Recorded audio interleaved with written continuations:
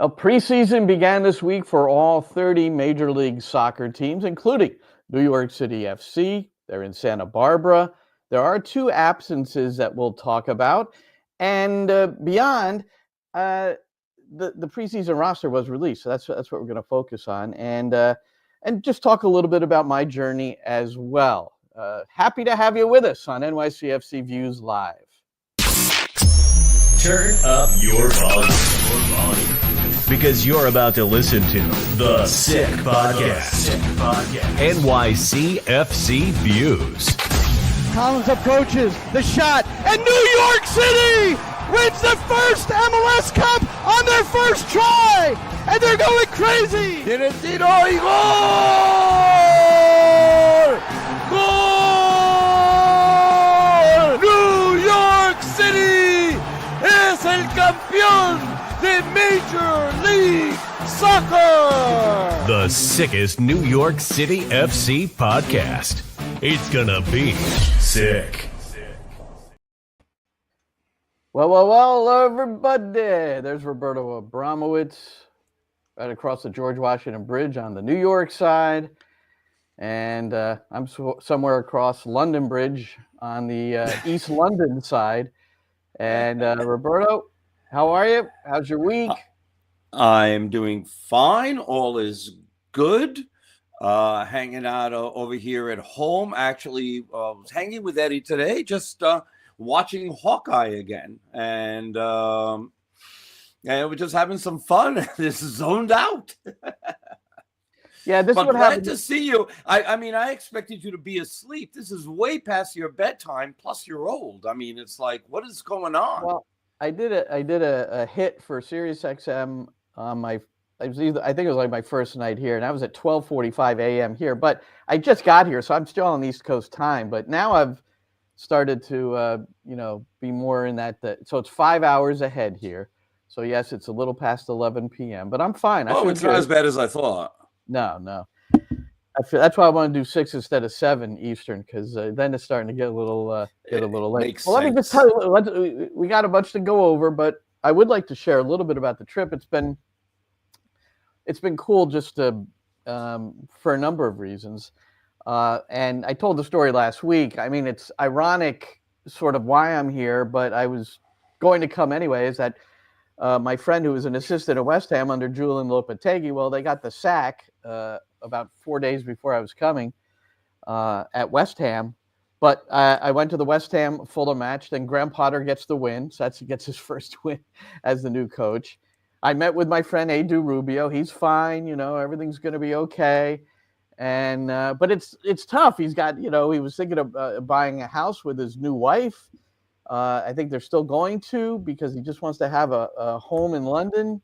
But, this is where, life gets disrupted at times when you're in this business. And, it could happen to any of us. But when you're a coach in the Premier League, the tendency is, you probably should rent. Yes. As opposed to. Absolutely. Yeah. So or live in a hotel and don't unpack your bags, depending. Yeah. Well, I sat in the Bobby Moore stand, and Bobby Moore. So I made a point to really kind of review. I know of Bobby Moore, but I never really studied him. And his greatest accomplishment was he was the captain of the England team that won the 1966 World Cup. But he's a legend at West Ham. I mean, he played almost all his matches professionally at West Ham. So he, people here still talk about him. And so I had that. So then before the game, I met one of my broadcast partners. Now, I don't know if people know this guy. He's really well known here in England. He directs the broadcast for TalkSport in the Premier League, Tom Rennie. So here's me and Tom. Now he's wearing a Columbus Crew woolly. Look at him. So, and the funny part here is we each had a pint here. There was a Heineken stand right in front of us. So, a little pint before we go in. What the heck? And Tom is a huge West Ham supporter, has been for, most of his life. But I thought it was funny. He told me he wears this Columbus Crew cap around everywhere, and no one has any idea what it is. They just don't know. And it's amazing, right? I mean, we talked about this when I saw the picture, and you told me the story. So many teams are so focused on being international, and I'm talking about MLS teams that are changing their name so they can be well known in Europe. Nobody cares there. I mean, unless MLS starts becoming the top team in, the top league in the world, where they're fighting the Premier League and Spain and Italy and Germany, for the top players in the world, right? And they're coming here in their prime, right? And then it's must-see TV at that point. Nobody cares. Well, Nobody cares. I mean, there's one they care about. Show this one, Shane. Show the. Let's see what you got. There it is. So, well, yeah, so in the one guy, yeah. one guy. There are 30 teams in MLS now. So I recognize that. So I'm just saying, Messi's everywhere. San Diego FC joined it, right? I mean, we've never named teams like that in this country, and there were teams that were named properly, in my opinion, that later changed their names to something. Oh, this sounds very British. It's much better that way. It's enough. Be relevant in your community. Be relevant in your zip code. Be relevant in your city, in your state. And don't worry about what the hell they think about in London. I don't care. I don't care if they crap all over the league. And I don't care if they don't think about the league in any way, shape, or form. I don't. Nobody should. They should care about their fans here. Well, be present here. All right, but what they care about here, they care about cricket. They care about snooker, which I learned. It was like the first thing I viewed when I got here was snooker, which I've learned. It is very hard to, as a pool player, I've played snooker. Oh my God, it's like it's pool on steroids. That is that is so hard. Well, I had to have explained to me what snookered meant, because a guy ran the table, it looked like to me almost, and then he got snookered. But I guess it's very rare to do that. But what I like, so the thing is, I've been over this way a few times in my life, and I really enjoy it.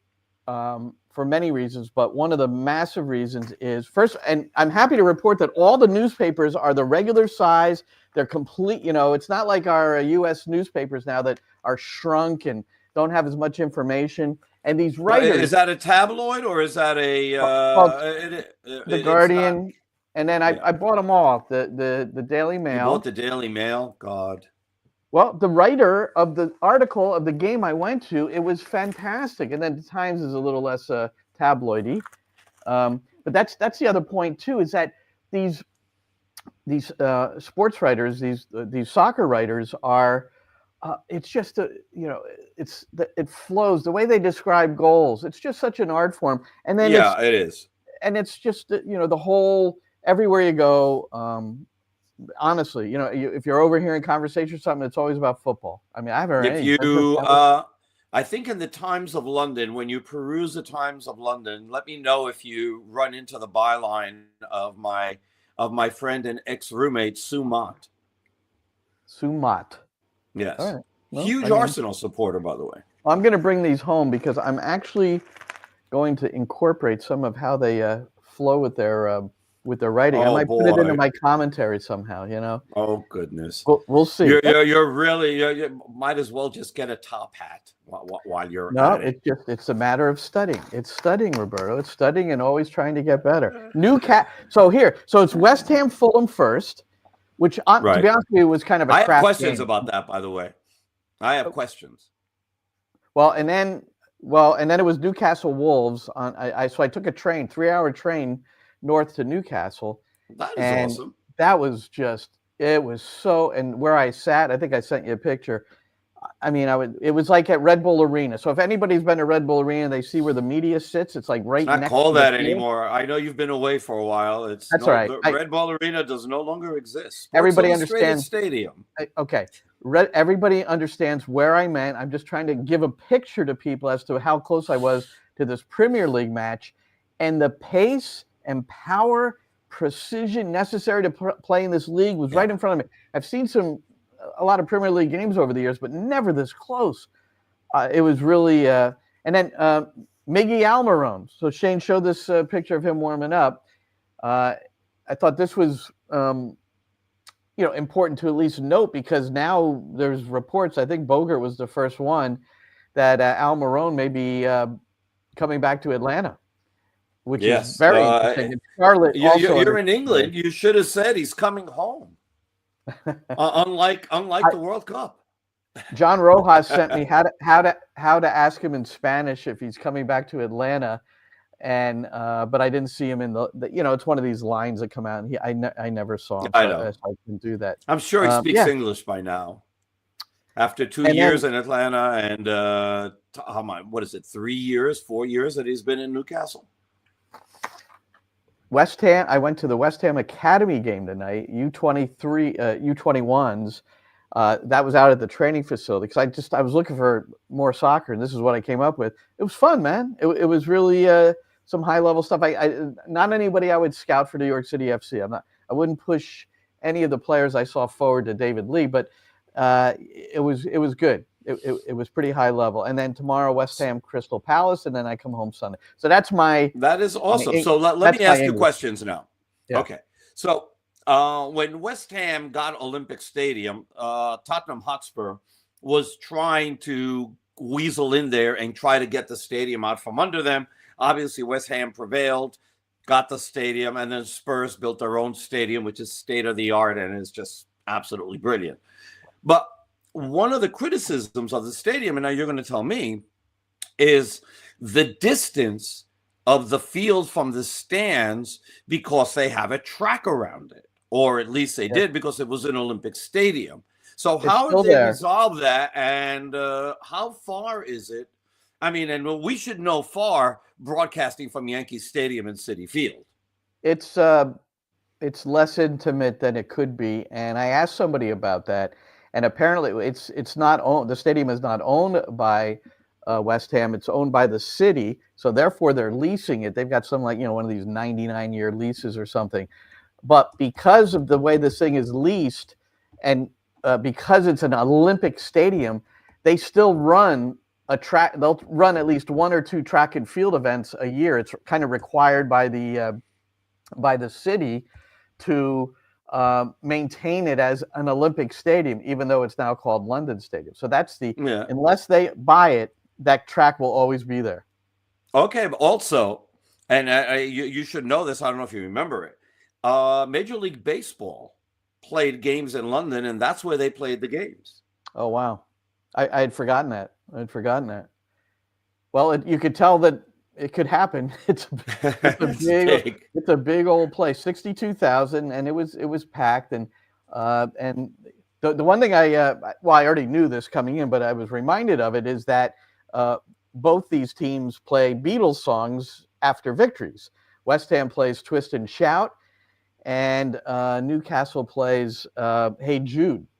Hey Jude, yes. And of course, the question is that, well, those guys are from Liverpool. Why would you play the Beatles? But it's just, who knows. I didn't come up with an answer on that one, but yeah. So that was, which is pretty cool when we watch the games here, and then they show the post game, and a lot of times they just lay out and they just give us what it's like to be there for like 5 minutes, and I really appreciate that from NBC and Peacock, because you get the feeling and all that, and you hear the music and you hear the fans and you see everybody. I think it's very, very cool. I like the way that they do their post matches.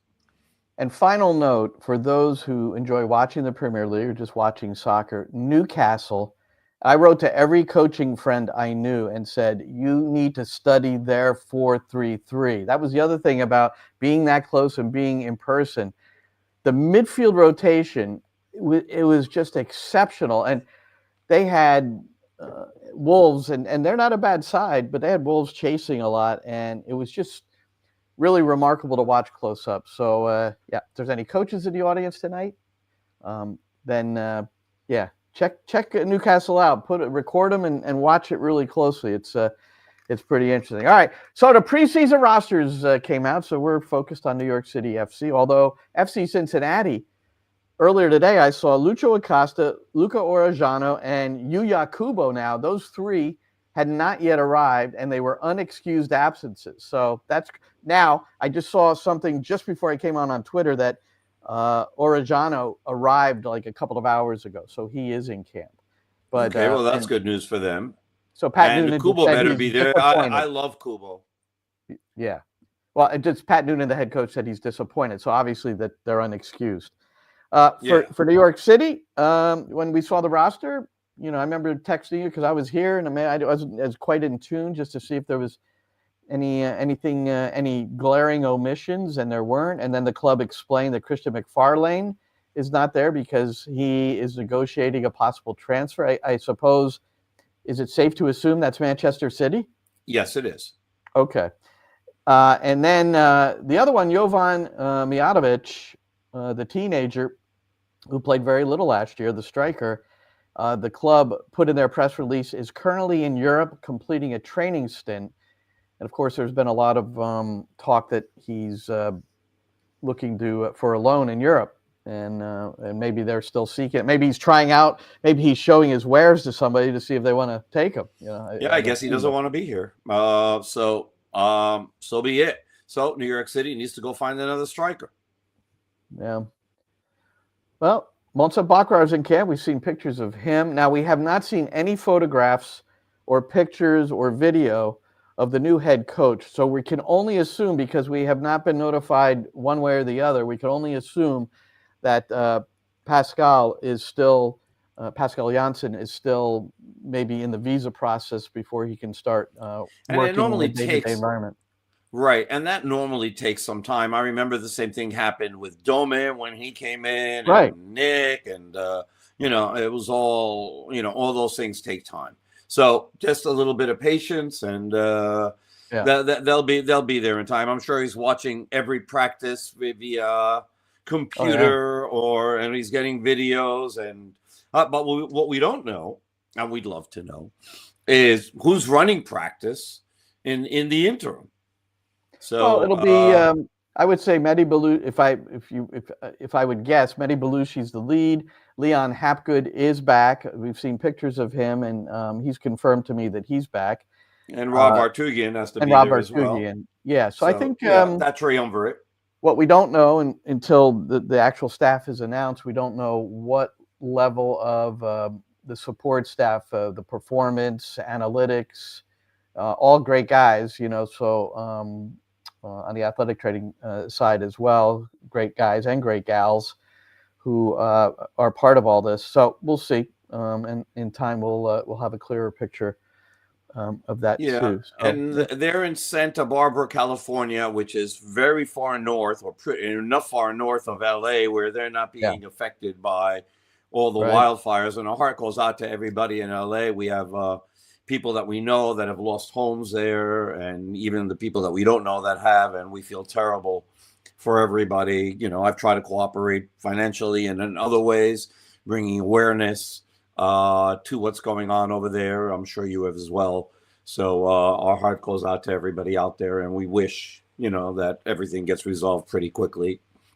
It's just horrific. I have a college friend, Hollywood Hills. He and his family, well, I should be honest about it. He passed away recently, and but his family, they evacuated. Then they were told they could go back, and then they had to evacuate again. And that's where these winds are, pick up, and all of a sudden it changes the course of things again. So, So out at Santa Barbara, and as far as scrimmages go, so January 24th, we don't expect to see any of these. If it's like last year, they're not going to be streamed. We'll see some highlights maybe. Real Salt Lake on January 24th, and then the LA Galaxy, the defending MLS Cup champions, on the 27th. So some nice scrimmages to start it all off in Santa Barbara. That's first leg of preseason, and then they take a little break and then head off to the Coachella Invitational in Indio, California. So that's preseason roster and schedule, and otherwise we don't have much to say about it, I guess. No, they're really it's even though it should be less than a low part of the season. I mean, information wise, it really is just a low part of the season. There's not much information, and they're on the other side of the country, so it's hard to get information for us. So we really don't have much. I mean, nothing earth shattering is happening. I don't think we're missing much, mind you. And well, once we see the team in Coachella, then we'll have a better idea of what they want to do, who's getting playing time, who isn't. And we can go from there. We have a couple of questions, and a couple of them about Máximo Carrizo. So Daniel Pantaleon asks, and you can try for this one, will we see more of him this season? And KP also asked, what's the benefit of signing of a player like we did with Carrizo? So I'll let you go first. Well, the benefit is they see something in him and they want to secure him as a member of the first team. And I would say if Nick were still in charge, my assumption would be that Carrizo would get a really good run in preseason, to see if he can maybe spare Maxi Morales a little bit, in the event that Santi Rodriguez has played more wide left. There has still been, will Santi Rodriguez be here for the full season? We don't know that either, right, Roberto? I mean, I don't know how much I put into those reports coming out of South America, especially out of Brazil. They always throw floaters out there, so I'm not giving him any credibility at this point. I mean, to me, he stays for the entire season unless we start getting some real solid information from solid sources. I'm not worried about it at all. I think he's here for the season, but we'll see what happens. Hey, so we've got Joel Valdivi. I think that's the way it's pronounced. But an LAFC fan is turning into and this is good because, so Joel, spread the word. I mean, we obviously focus on NYCFC. We do the radio commentary for them, Roberto on the Spanish, myself on the English. But since we follow everything so closely, and you'll notice we'll do a little global too. So it's domestic and global on the way. And but thanks for the note, man. And it's good to see new faces. We get to go out to LAFC. We have the second game of the season. Now, You've seen the stadium. I haven't. That's the only MLS stadium, except for now San Diego, that I have not been in.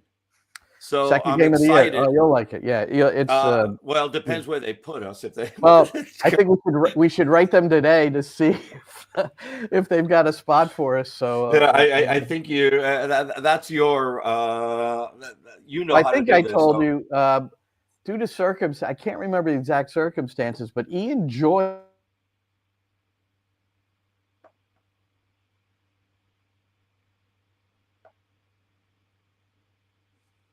I have lost you, Glenn. I don't know if Glenn is still with us. I don't know if I'm talking over him. I guess I'm alone. So connectivity out of London doesn't seem to be the best. And we've lost Glenn for a bit. So let's start addressing some of these things that we're seeing here from all of you. So we'll do that. And Maximum NYCFC. He says, getting my like in. Great show, guys. Thank you very much. I appreciate it. And he says, a preseason roster is very meh. All right. So, Maximum, we've been through this before. You can't. I'm addressing Hello? Maximum talking. You're back now. But let me just finish addressing Maximum here. That we've seen this every year. This isn't anything new. You should know that this happens.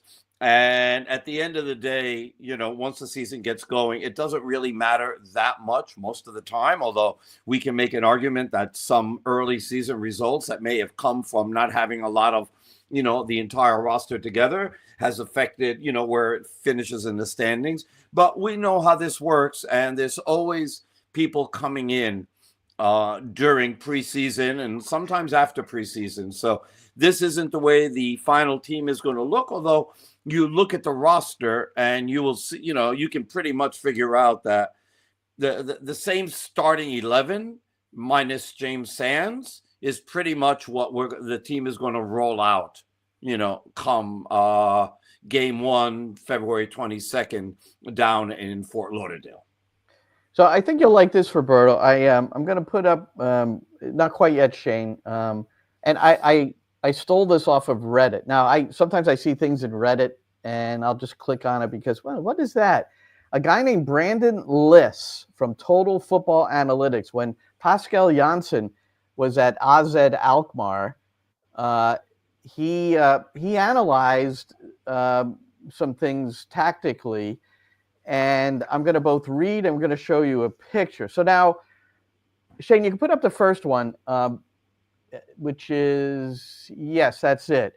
So here's the, I want to read from it a little bit, Roberto. When it comes to attacking sequences for Alkmaar under Janssen's tactics, there has been a heavy emphasizing on utilizing wide play in the final third with crosses into the box being the typical end result.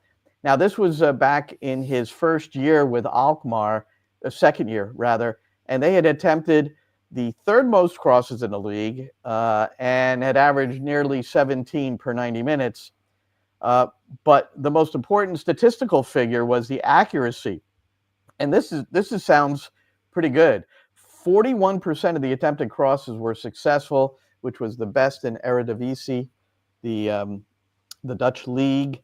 And I wanted to just show this because it's the movement of the players creating the wide spaces. So you've got an underlap, and that's the fullback out on the right, and he'll end up making the service, which we're not going to see, and I can't run any video. These are just pictures. And just show the second one, Shane. And this one now, the ball is starting out on the left, and the winger, he'll drift to the left.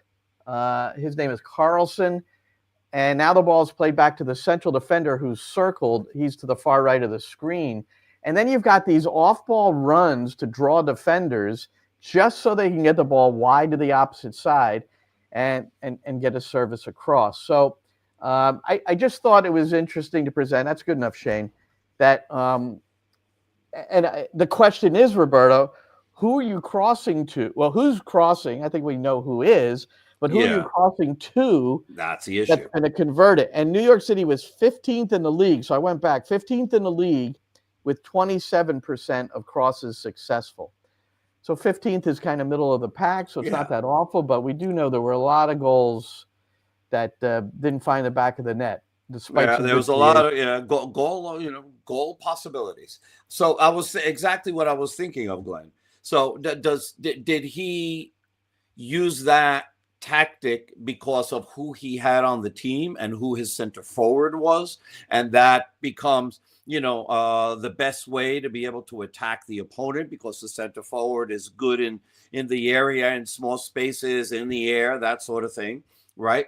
And does he try to take New York City and make him that, or does he look at New York City and say, well, our center forward, Alonso Martinez, may not be the strongest in the air. He's not as tall as most center backs. And so therefore, we've got to try to find a way to get the ball in on the ground. And that's better, right? And so we've always had in every sport, do you adjust your tactics to the team do you have, or do you adjust your team to the tactics that you want to implement? And that's what we're going to learn about Pascal Janssen, what his philosophy is and what he thinks he can do. And how he looks at the talent of this team and how he decides that he wants to play.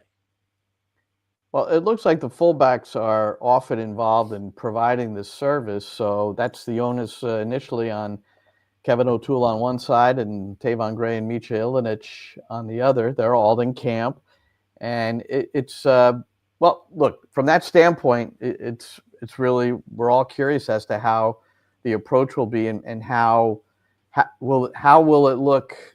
Will it look any different? Because there was a pretty big change in philosophy from one year to the next under Nick Cushing, and that was they pressed higher up the pitch, and you just wonder where that's going to be. There were some defensive things in this article, and it did include pressing in high areas, but very calculated too, which I think that's most coaches are that way now. But and by the way, when you look at the pictures that you showed and the tactics that he was using, and all I can think of is Berk Risa, because that was the strength of Berk Risa, right?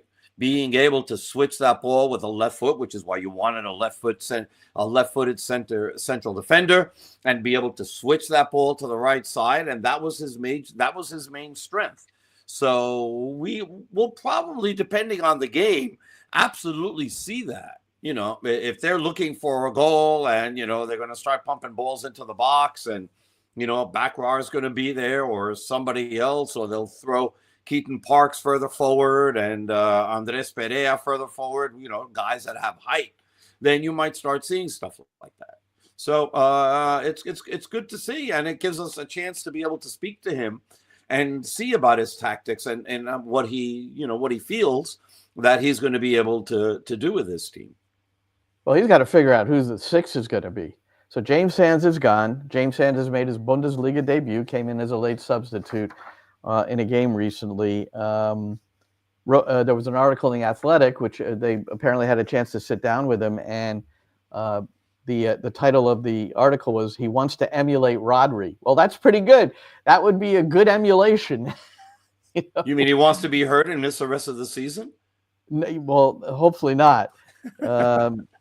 So he had played in a friendly, Roberto, upon his arrival, and then got in the first Bundesliga match. And he's been in a couple already, and they lost the other day. I was actually watching the game. They St. Pauli lost, and they're he's played two in the Yeah, he's played two league matches. Oh, I missed the second one. He just played one earlier this week. I got to see like the last 15 minutes of the game. It was on, I believe, ESPN.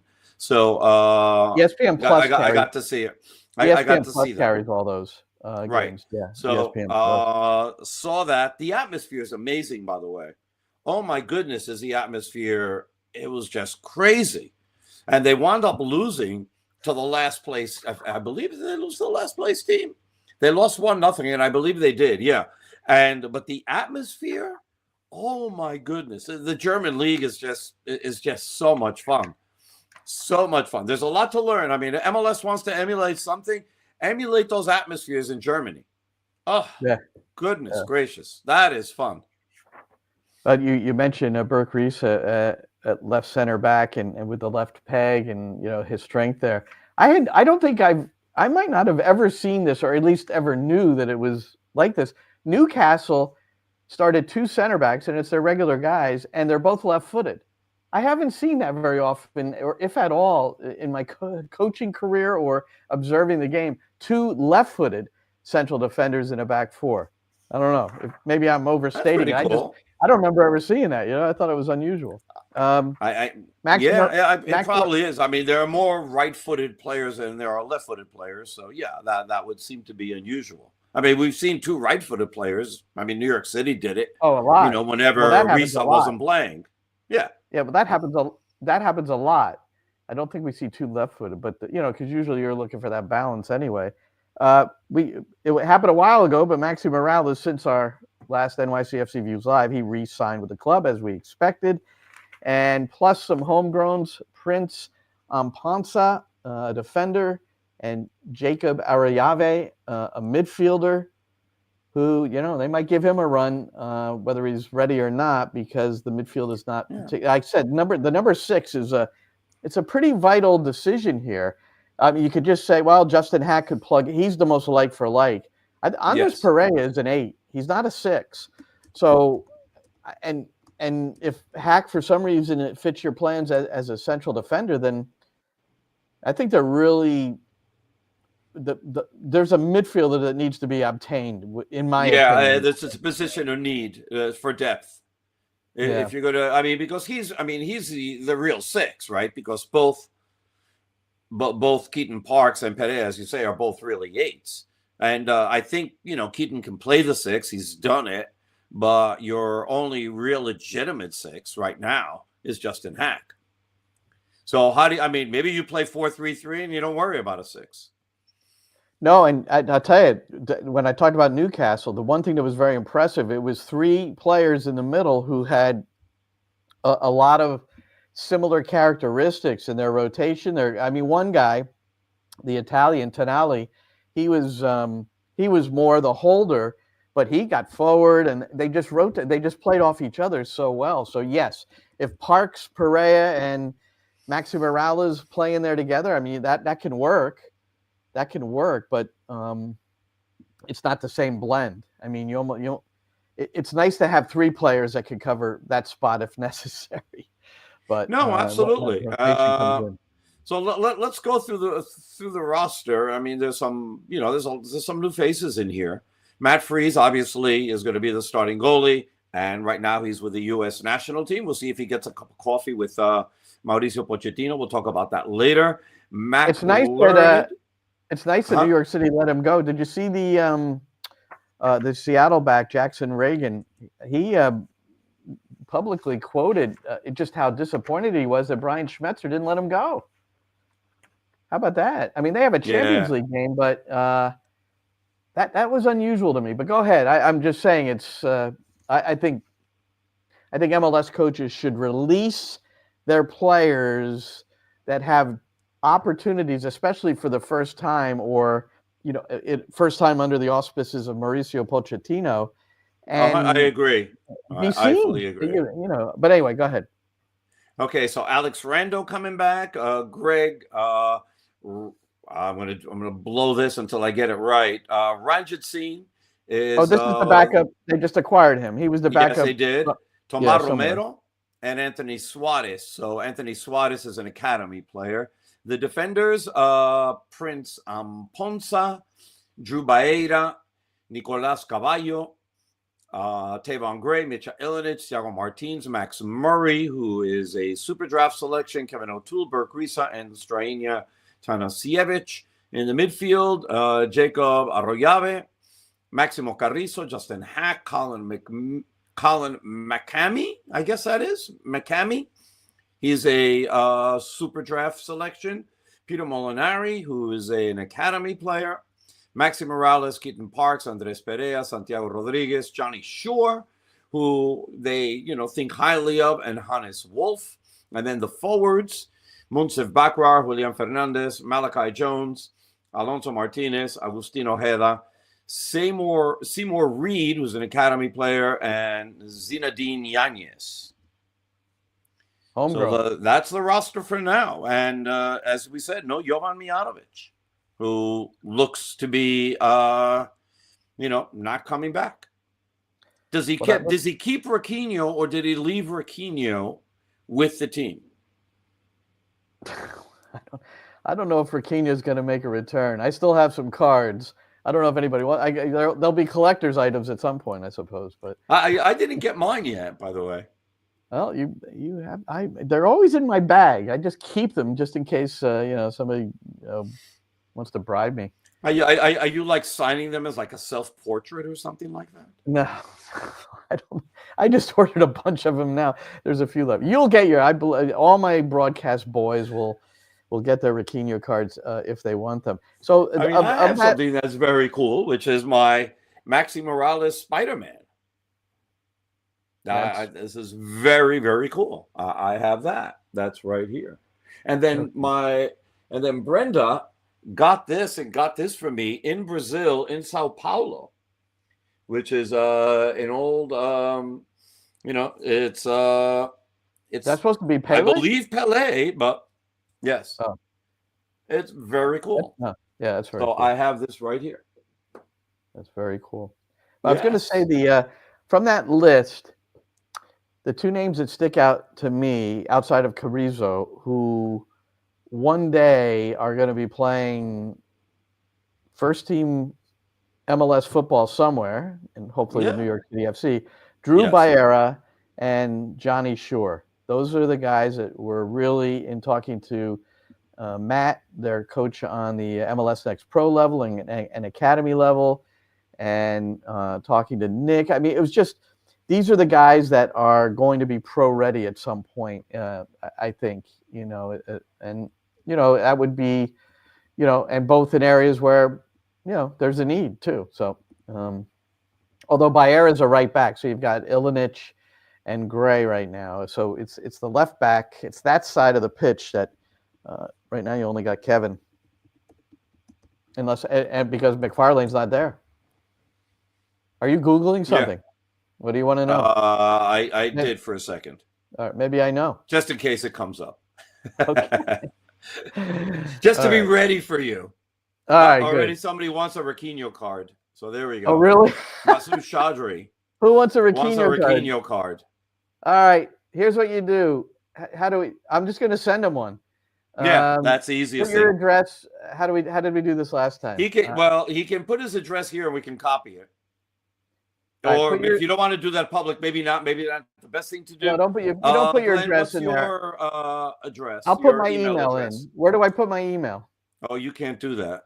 Can I join? I'll put in your email address. Hold on. I can right. find it easier and do this easier than you. And that's it for the night. I'm not sending more, but Masum, I will gladly send you a Raquinho card. All right. Yeah, because you got to say your polite request. Hey, man, give me a Raquinho card. That's good. No, he just said, how can I get a Raquinho card? Which is very nice. The other way would be the obnoxious way. That's my point. Oh, wow. It didn't allow me to post it. Oh, that's interesting. All right, you got to hang on. Let me do this. In the meantime, what's next here as we go? So how about this story? Mason Stranduhar. So we talk about the recovery of Malachi Jones, which was, how quickly that occurred, how he was back on his feet and then jogging and then working into full training near the end of the season. Mason Stranduhar is the keeper that he collided with, and he had compound fractures. Well, he has been obtained by RSL, goalkeeper, and he broke the leg while with Orlando last year in that collision with Malachi. But I didn't know this, Roberto. Listen to this about Stranduhar. At age 20 in 2017, he was diagnosed with localized Ewing sarcoma, a form of bone cancer, as team doctors had discovered this during a routine exam. He trained throughout the 6 months while doing chemotherapy, completing the treatments, recovering fully to overcome this health scare. So I just, I'm rooting for this guy for a lot of reasons, but boy, he's been through it because that collision was one of the nastiest I've seen. And he's back. He's recovered from this he had 2 compound fractures. So it's amazing.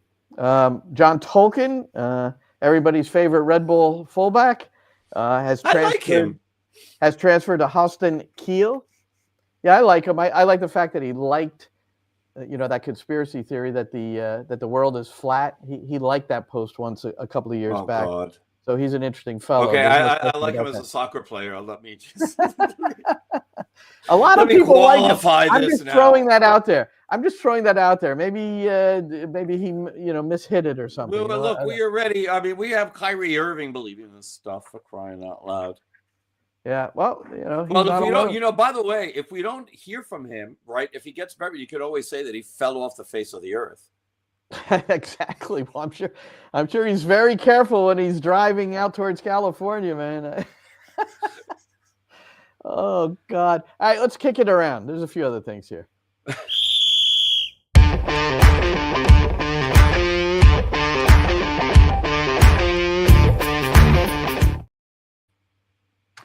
All right. So I don't know how much you want to get into this, Roberto, but this MLS has adjusted more financial stuff or more rules. One of them is the ability to trade in league, and I think we're already starting to see the signs of this, for just cash.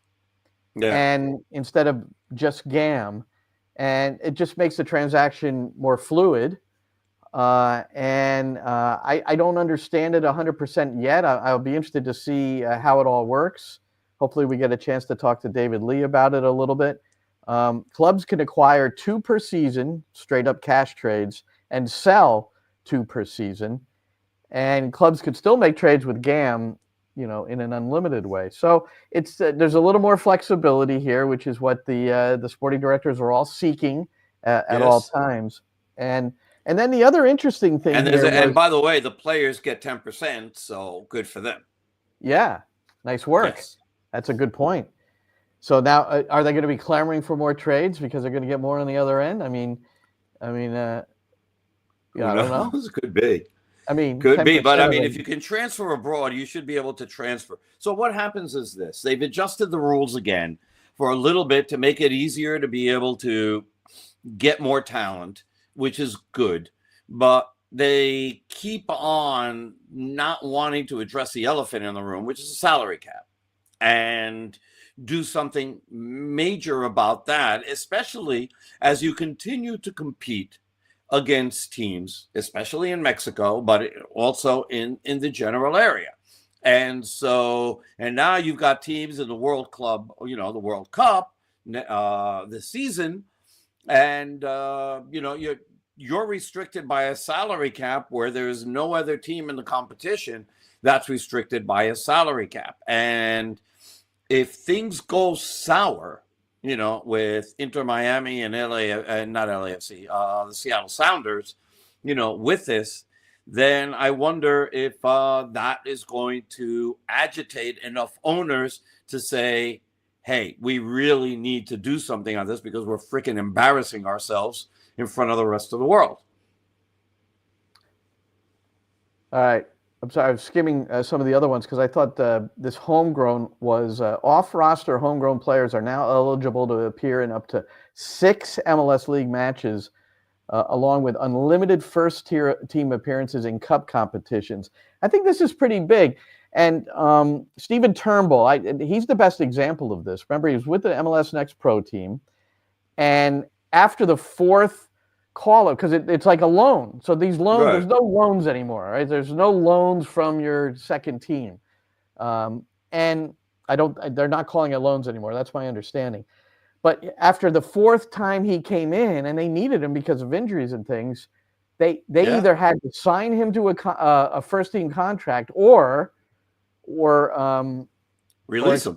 Expose him. And so I think this, if I have this read right, I think this is a very favorable rule to get some of your young players into positions to get some first team minutes. Absolutely. And if you're playing in the U.S. Open Cup, then, you know, and the rules in the U.S. Open Cup are different than MLS. You have to have X amount of American players on your starting 11, which and so you wind up seeing more. So this is going to be an opportunity to be able to call up some players from NYCFC too, maybe a Máximo Carrizo, although he's on the first, I believe, I don't know if he's on the first team. I think he is, right? Yeah, so yeah. So, you know, or whoever it is from NYCFC too, and then being able to play them in these games and not have to worry about, oh my God, what happens if we actually need them for an MLS game? So it's good. I'm happy about this. It's good. It's going to help young players. Yep. So there's more to it there.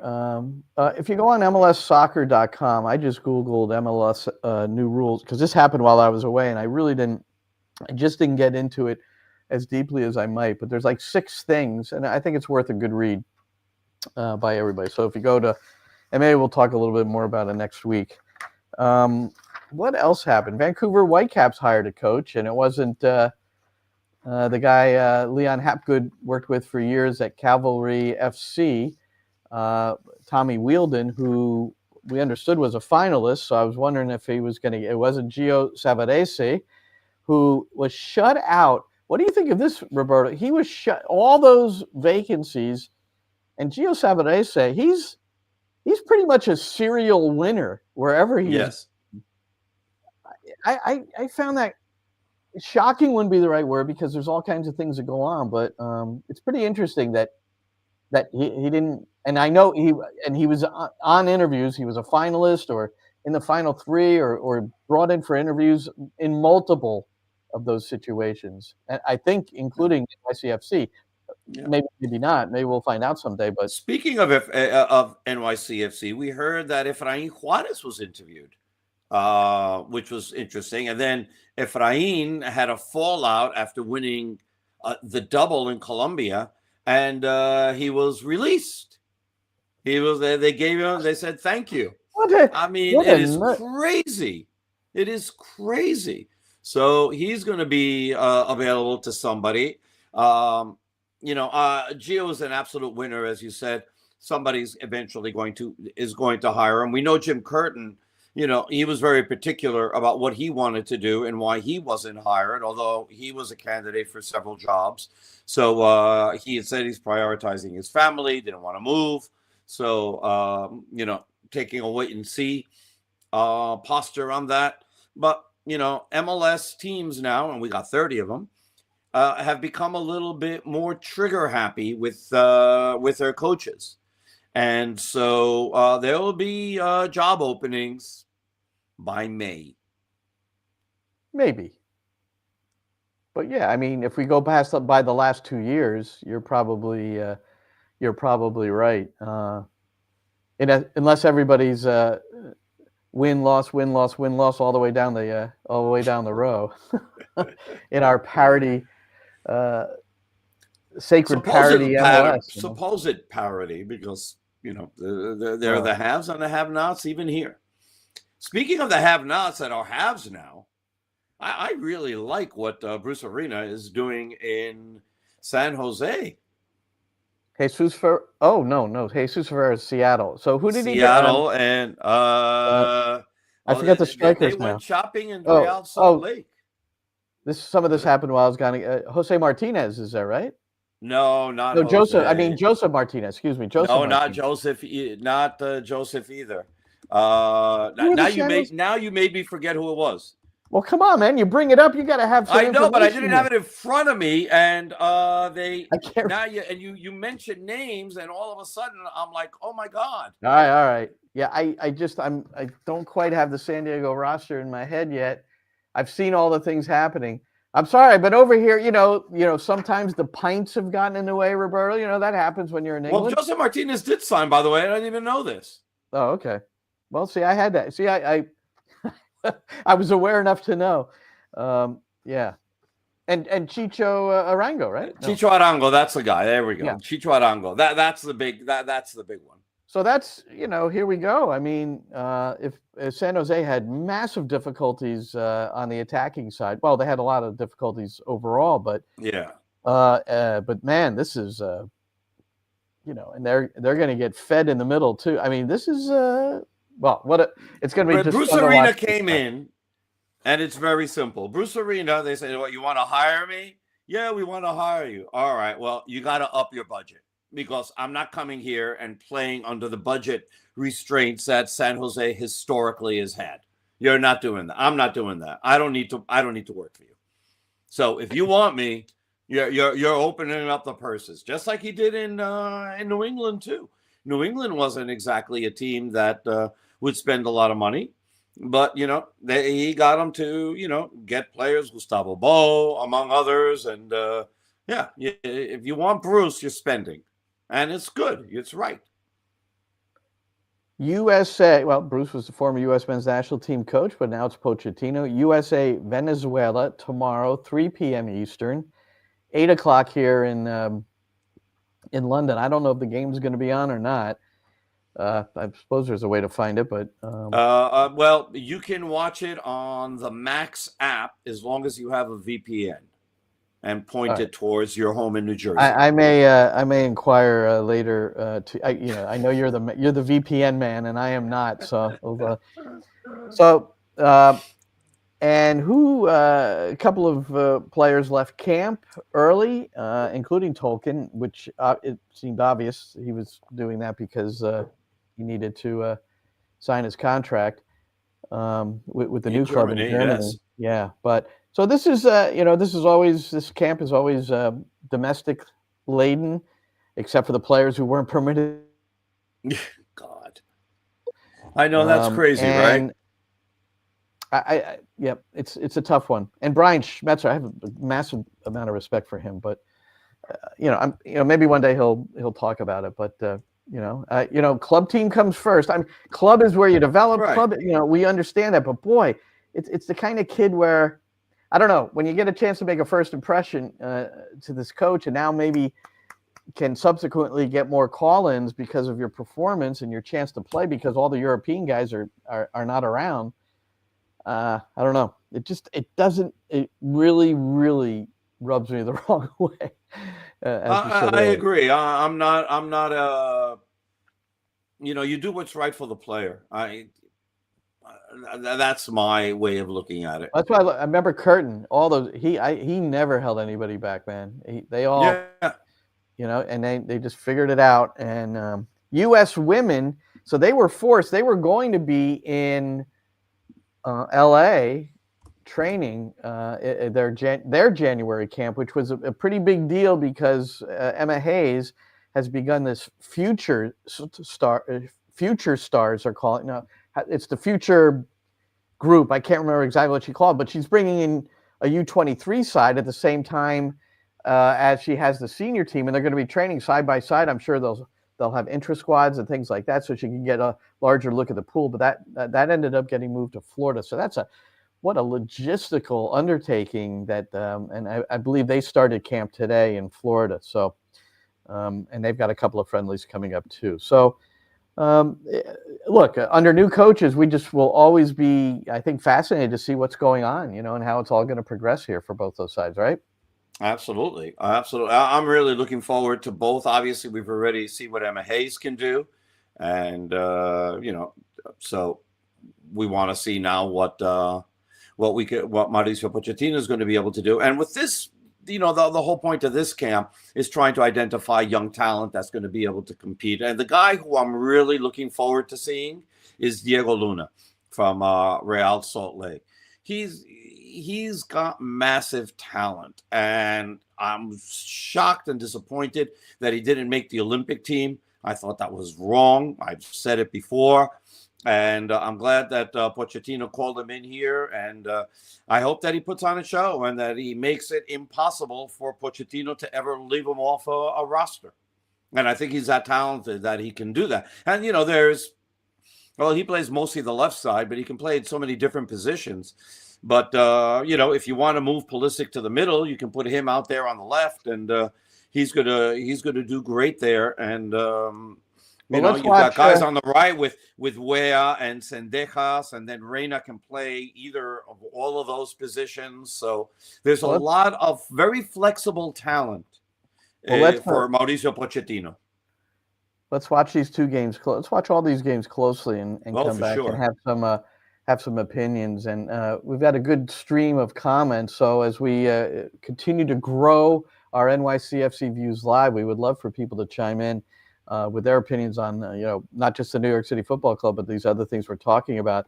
Well, I thought I'd close with this story because it's your Spurs, Roberto. And okay. So they recently played Tamworth. Oh, yes. I mean, this non-league team. I think non-league or fifth division. I can't even remember. Fifth division, yes. Okay. So part-time players. I want to read a passage from The Athletic and Jay Harris because, again, just the description is beautiful. It was an awkward and tight artificial pitch which sloped slightly. How great is that? One goal was a little higher than the other. A few hundred Tamworth fans were packed tightly into the stand behind the dugouts. They were barely a couple of meters away from Postecoglou and the subs, who would have had splitting headaches because of the noise they created. There was not enough space on the bench, so Tottenham's coaches and medical staff were perched on plastic chairs on the side of the pitch. And the dressing room facilities, which we've heard, were cramped. And it was just a bitterly cold day. And you figure probably some of these Spurs players didn't want to be there. And I guess they played like that for, 90 minutes and then won it in extra time. Yeah, so, that's what makes that tournament fun, right? Yeah. And that's what I want to see with the U.S. Open Cup. I want to see all MLS teams on the road against lower league teams. I want to see them on the road. Let it be a show. And if they get eliminated, they get eliminated, But they should be playing. They shouldn't be playing any home games unless it's against another MLS team. Hey, one final thing, and we're not going to get into it, but I'm going to refer you to an interview that Jason Davis. I wish I could remember of it. Just type in Jason Davis YouTube on the YouTube, and he's got a morning show he does. Yeah. He's a colleague of mine at SiriusXM-FC, but he interviewed a lawyer who I think we both have seen in social media circles, Stephen Bank. He's from the West Coast. But he adequately and very detailed described this antitrust suit that the NASL filed 7 years ago, and it's finally gone to court against U.S. Soccer and MLS. And if you're interested in what that's all about, the NASL thought that MLS and U.S. Soccer conspired to keep them out of either Tier 1 or Tier 2 football here in the States. So that's what it's all about. It's Rocco Commisso. Remember, didn't he put up like, I don't know, something crazy like $25 million to keep the league afloat? And U.S. Soccer said, nah, you can't do that. And then he got so frustrated that he went and he bought Fiorentina for 138 million. I think he could own Fiorentina and still run NASL too or something. He's got some money. And he still owns the Cosmos for whatever that's worth. So I think one of the interesting things Steve Bank said was he went back. He knows all these, and Jeffrey Kessler is a lead attorney, but Kessler gets involved in all these things. He referred to the USFL, Donald Trump owning the New Jersey team back then, but the USFL sued or claimed antitrust against the NFL and whatever the association, I don't even know what it's called, the Football Association, and they won the argument. But the damages they received was $1. $1, yeah. And he was anticipating that the NASL might win the argument, but if they don't get a boatload of money, it won't matter. That they won't be able to restart things. It'll just be, okay, we won. Thanks a lot, and still no NASL. So anyway, so that's if you want to see that, if you're at all interested in that, it's pretty. I like the law stuff in sports. So it's interesting stuff that's going on over there, and I'm sure it's caused a lot of people, all the higher ups, all the suits, some sleepless nights, because the last thing they want to do is be in court with stuff like that. So I want to just make a quick announcement, and which is the fact that we're trying something now with our radio. And so I have got in Spanish our channel running 24/7 now. So if you go to, it's not on the app. I guess you can't go to the app for it. You'd have to go to the TuneIn channel. So if you go into TuneIn and look for New York City FC and then look for Spanish, Español, and you put it on, you're going to be hearing one of 3 games that I have on rotation, which is and they're all from last season. It's the New York City Miami game at Citi Field. It was the New York City against Tigres game at Red Bull Arena, and the New York City Red Bull game at Red Bull Arena. So I've got those 3 games. They're on a loop, so it's 24/7. And if you miss your New York City football club and you want to hear a game, just put it on, and it's going to be on there for you. And it's going to be, so we'll have it running all year. And then, when we have live broadcast, we just interrupt that, and we'll broadcast our game. And the minute it goes off, then we go back to the old guys. And I'll be adding more and more games as we go along. Right now, we're in a testing period and see how it's going. So far, it was going great. So we're doing that. And by the time Glenn gets back, and we'll let him know exactly how to do that. And you can do the exact same thing in English. We will add English, but I'm not prepared to do it right now. I have to wait till I get back. But I'll be back soon enough, And then we'll convene, Roberto. You can talk me through this, but it's going to be. I need for you to tune in and see actually if you can hear it. Okay, all right. And I want to know if it gets translated in Spanish, but with a British accent. I'm going to tune in to TuneIn. That's our app where everything generates for all our radio broadcasts. All right. Well, I've got West Ham, Crystal Palace tomorrow. I got to study Palace. I haven't really studied them to the point where I want to know them a little bit more and watch a little more film. And apparently I'm in a very nice spot tomorrow, so I'm looking forward to it. And then fly home on Sunday. So thanks for bearing with me on my English journey, Roberto, at the beginning of the show. I appreciate it. And so we're getting close. Preseason underway, and first scrimmage coming up on the 24th for New York City against Real Salt Lake. And then it goes from there. So for Roberto Abramowitz, I'm Glenn Crooks. Thanks so much for those of you who joined us live on NYCFC Views Live. And that's a wrap. Hope you don't miss us too much until next time. Follow the Sick Podcast NYCFC Views on YouTube, Instagram, Facebook, Google Play, and Apple Podcasts.